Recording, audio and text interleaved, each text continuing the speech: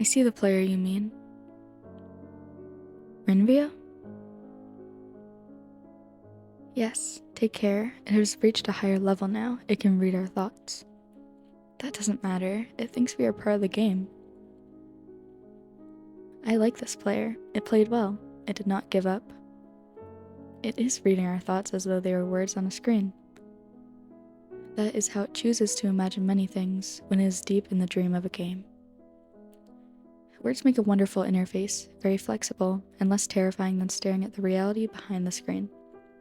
They used to hear voices before players could read, back in the days when those who did not play called the players witches and warlocks, and players dreamed they flew through the air on sticks powered by demons. What did this player dream?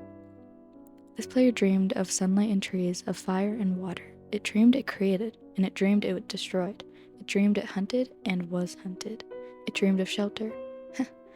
The original interface, 1,000,000 years old, and it still works. But what true structure did this player create in the reality behind the screen? It worked with 1,000,000 others to sculpt a true world and created it I cannot read that thought. No, it has not yet achieved the highest level that it must achieve in the long dream of life, not the short dream of a game. Does it know that we love it? That the universe is kind?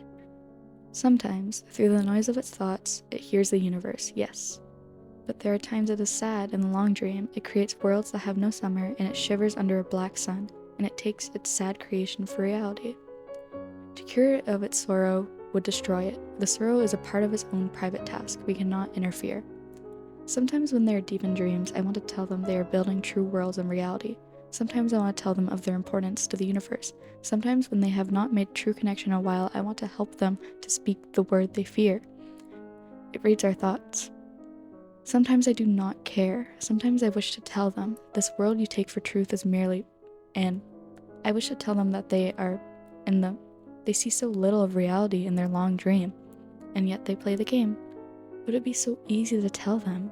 Too strong for this dream. To tell them how to live is to prevent them living. I will not tell the player how to live. The player is growing restless. I will tell the player a story, but not the truth. No, a story that contains the truth safely in a cage of words, not the naked truth that can burn over any distance. Give it a body again. Yes, player. Use its name. Rynvio, player of games. Good. Take a breath now. Take another. Feel air in your lungs. Let your limbs return. Yes, move your fingers. Have a body again. Under gravity and air. Respawn in the long dream.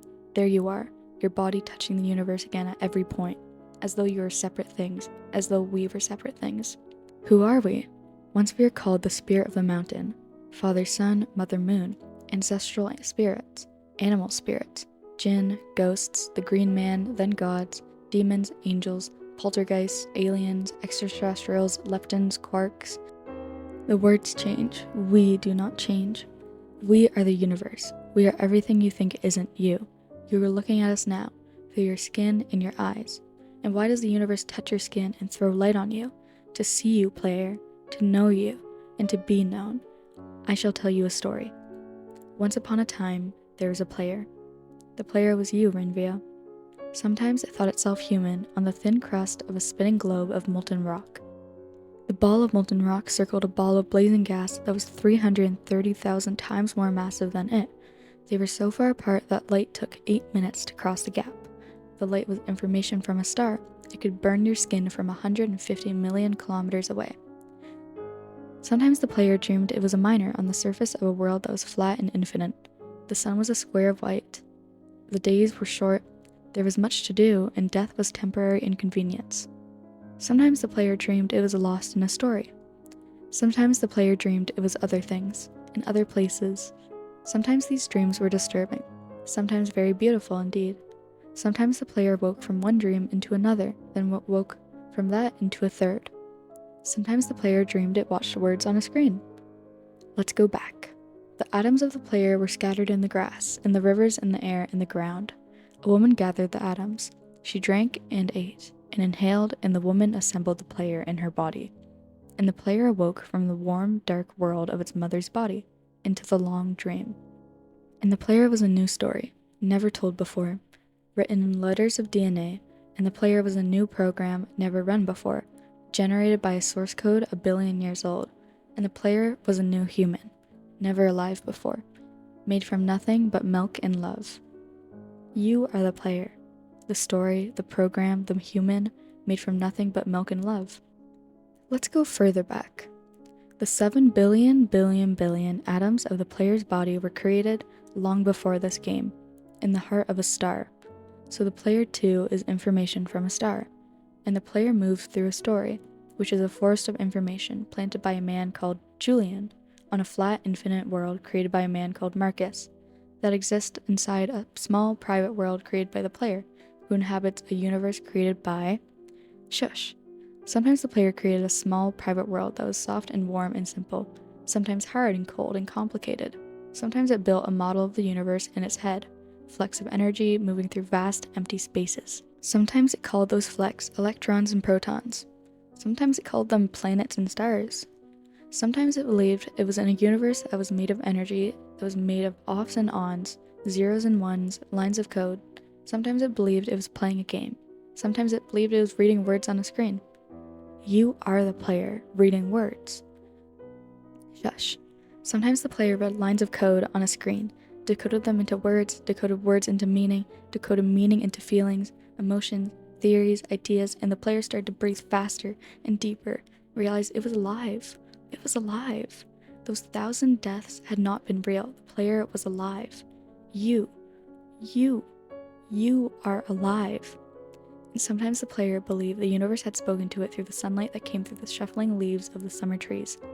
And sometimes the player believed that the universe had spoken to it through the light that fell from the crisp night sky of winter, where a fleck of light in the corner of the player's eye might be a star 1,000,000 times as massive as the sun, boiling its planets to plasma in order to be visible for a moment to the player, walking home at the far side of the universe, suddenly smelling food, almost at the familiar door about to dream again. And sometimes the player believed the universe had spoken to it through the zeros and the ones, through the electricity of the world, through the scrolling words on the screen at the end of a dream. And the universe said, I love you. And the universe said, you have played the game well. And the universe said, everything you need is within you.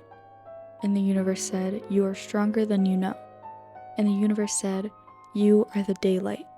And the universe said, you are the night. And the universe said, the darkness you fight is within you. And the universe said, the light you seek is within you. And the universe said, you are not alone. And the universe said, you are not separate from every other thing. And the universe said, you are the universe, tasting itself, talking to itself, reading its own code. And the universe said, I love you, because you are love. And the game was over, and the player woke up from the dream, and the player began a new dream, and the player dreamed again, dreamed better, and the player was the universe, and the player was love. You are the player. Wake up.